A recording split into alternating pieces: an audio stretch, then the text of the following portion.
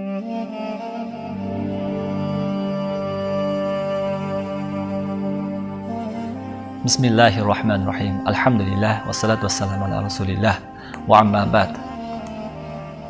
Aziz musulmon birodarlar, masjidni haqiqiy obod qilishlik qanday bo'ladi? Masjidni bezashlik qanday bo'ladi? Masjidni bezashlik azizlar jamoat bilan bo'ladi. Musulmonlar jamoat ko'p bo'lsa, duolar albatta jamoat bo'lgan joyda qabul bo'ladi. Payg'ambarimiz sallallohu alayhi vasallam ko'p jamoatlarda duosi qabul dedilar. Bir kun Rasululloh sallallohu alayhi vasallam namozda masjidda to'planib turganlarida sahobiylar bilan o'tirishuvdilar. Shunda sizlar takbiri tahrimani, ya'ni imom Allohu akbar deb quloqqa olib borganda, quloq qoqayotgan paytda orqadagi qavm ham o'shanga ergashib Allohu akbar deyishlikni fazilati, savobi qanchaligini bilasizlarmi dedilar. Va Hazrati Ali roziyallohu anhudan so'radilarki, ey Hazrati Ali, siz buni qanchalik his qilasiz dedilar. Shunda Hazrati Ali roziyallohu anhu javob berdilarki, yo Allohning rasuli, butun insoniyat boshqa dinda bo'lsa, bitta o'zim islom dinida bo'lsam va ularga qarshi ma'rifat ulatsam, ya'ni ularni hammasini islomga chaqirsam, ular hammasi islomga kelsa, o'shani savobi, shundan takbiri tahrimani savobi shuncha insonni dinga kirgizishimdan afzalroq dedilar.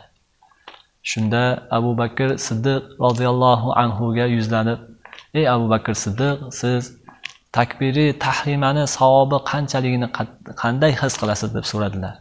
Shunda Abu Bakr Siddiq roziyallohu anhu, ey Allohning rasuli, jonim sizga fido bo'lsin. Men bu takbiri tahrimani savobi shunchalik deb his qilamanki, butun yer yuzidagi boylik menda bo'lsa, bu yer yuzidagi boylikni butun insoniyatga tarqatsam, ya'ni sadaqa qilarsam, hammasini ihson qilib tarqatib o'zimga hech narsa olib qo'ymasam, baribir takbiri tahrimadagi birinchi aytilgan savobga erisha olmayman dedilar. Shunda Rasululloh sallallohu alayhi vasallam ko'plab sahobiylardan so'radi. Shunda sahobiylar aytishdiki, yo Rasululloh, siz qanchalik savobini his qilasiz deyishdi.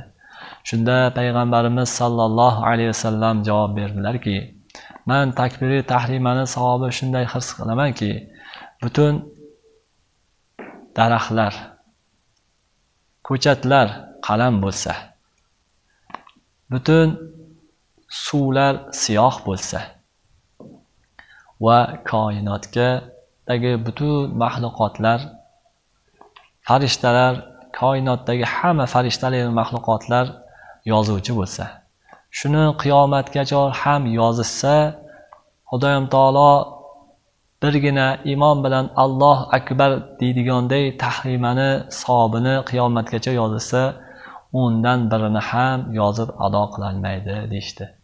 Azizlar, shuning uchun jamoatga peshqadam bo'laylik. Xudoyim taoloning bergan rizqiga shukr qilib, jamoatni fazilatidan bahra olib ishlaydi. Xudoyim taolo barchamizga o'zi nasibi ro'za aylasin. Qilayotgan ibodatlarimizni, duolarimizni chin ko'ngildan, chin muhabbatdan qilishlikni barchamizga muyassar va nasib aylasin. Subhana robbika robbil izzati amma yasifun va salamun alal mursalin. Alhamdulillahi robbil alamin va alhamdulillahi robbil alamin.